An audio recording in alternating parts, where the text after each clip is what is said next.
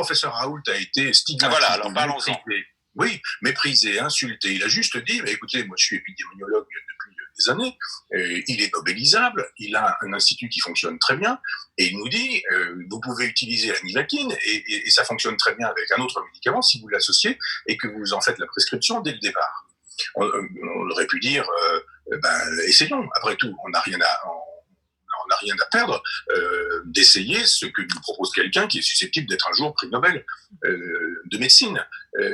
Pas du tout. On dit c'est un charlatan. Pour quelle raison? Parce que Madame Buzyn, dont le mari est impliqué dans le complexe pharmaceutique, a fait savoir que ce personnage-là était un charlatan. Alors évidemment, Le Monde, France Inter, etc., tous ces gens-là nous ont fait savoir que c'était un charlatan.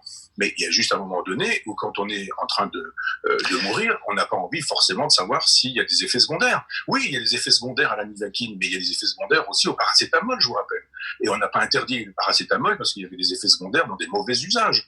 Donc on pouvait prendre un risque, qui était un risque limité, puisqu'il s'agissait de faire un suivi cardiaque dès le début des prescriptions. Donc ça, c'était susceptible d'être fait. Le risque n'a pas été pris. Eh bien, quand on ne prend pas le risque de sauver des gens, on laisse mourir ceux qu'on a laissés mourir, de sorte qu'on est responsable de leur mort. Alors en parlant de Didier Raoult, du professeur Didier Raoult qui va donc écrire dans votre revue, vous avez publié d'ailleurs un long billet, c'était de mai dernier, intitulé Le loup et les chiens, c'était sur votre site personnel qui analysait le portrait effectué par la chaîne BFM TV sur ce professeur. Ça vous avait choqué ce portrait ? Oui, mais j'ai un peu l'habitude. Parfois, c'est moi qui en fais les frais. On sait très bien que quand des médias n'aiment pas quelqu'un, ils sont dans l'invective, dans l'insulte, dans le mépris, dans la fausse information, dans l'insinuation, et que ça fonctionne beaucoup dans les médias du système qui défendent Maastricht. Donc il fallait qu'il soit un charlatan, le controversé docteur Raoult, etc.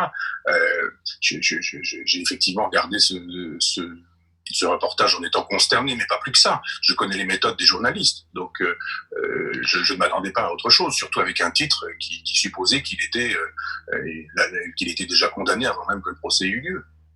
Il y a encore des